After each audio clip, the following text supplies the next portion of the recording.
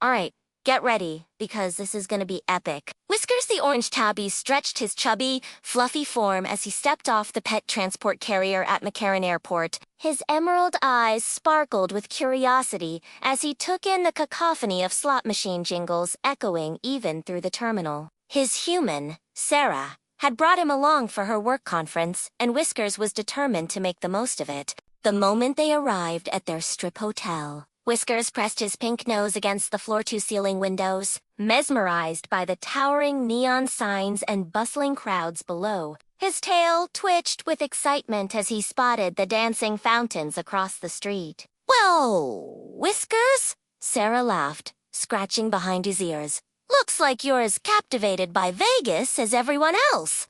That evening, while Sarah attended her welcome dinner, Whiskers discovered he could slip through the slightly ajar balcony door. The city lights reflected in his wide eyes as he carefully made his way down the emergency stairs, ready to explore. It was his first time in Vegas, but somehow everything felt just right. Maybe it was the dazzling lights or the gentle summer breeze carrying the scent of 1,000 delicious meals. Whatever it was, Whiskers knew this was going to be one wild week. His first stop was the world-famous Caesar's Palace. Somehow managing to slip past security, his natural stealth skills proving invaluable, he found himself in a paradise of endless food stations. He started at the seafood section, where a sympathetic chef noticed the well-groomed cat and secretly slipped him a piece of fresh salmon. From there, Whiskers made strategic visits to each station, his fluffy orange coat making him look like a VIP guest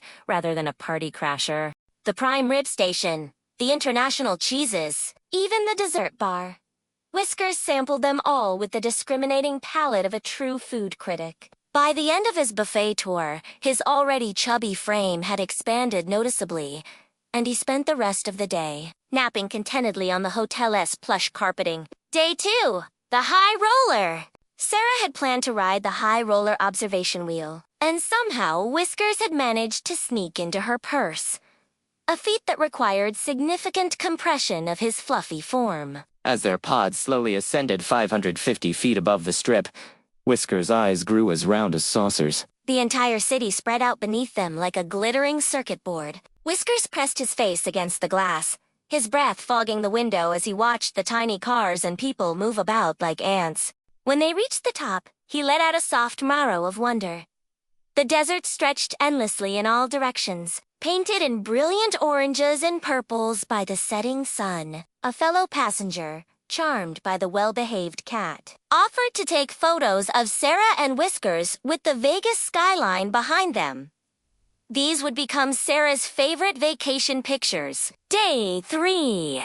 The magic show. The Penn and Teller show was supposed to be adults only, but Whiskers had other plans. Using his newfound expertise in Vegas's infiltration, he slipped into the theater during the pre-show chaos. He found a perfect hiding spot behind a potted plant near the stage, his orange fur blending surprisingly well with the warm stage lighting. Everything went smoothly until Penn called for a volunteer from the audience. In a moment of feline curiosity, Whiskers emerged from his hiding spot and hopped onto the stage, much to the audience's delight and the magician's surprise. Teller, ever the professional, incorporated the unexpected feline assistant into their next trick. Whiskers sat perfectly still in a box that was supposedly going to make him disappear. But instead of vanishing, he simply curled up for a nap, drawing enormous laughter from the crowd. The show ended with Whiskers receiving a standing ovation and a custom-made tiny top hat as a souvenir. Penn declared him the most professional volunteer we've had all week. Day 4. Pool day. The Flamingo's pool complex seemed like the perfect place for a lazy day, though Whiskers had no intention of getting wet. Instead, he appointed himself as the unofficial pool supervisor. Patrolling the edges and ensuring everyone was following proper pool etiquette, his fluffy orange coat attracted attention from sunbathers who couldn't resist offering him treats and pets.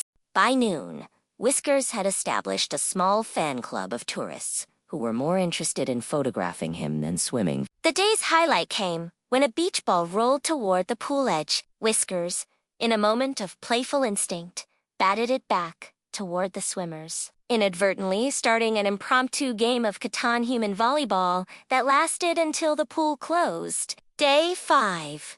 The shopping expedition. The forum shops at Caesars provided the perfect setting for Whisker's retail therapy adventure. His keen eye for quality led him straight to the luxury boutiques, where his regal bearing convinced several shop clerks that he must be a celebrity's pet. At Tiffany & Co., he showed particular interest in anything that sparkled, batting at the jewelry displays much to the staff's amusement and slight concern.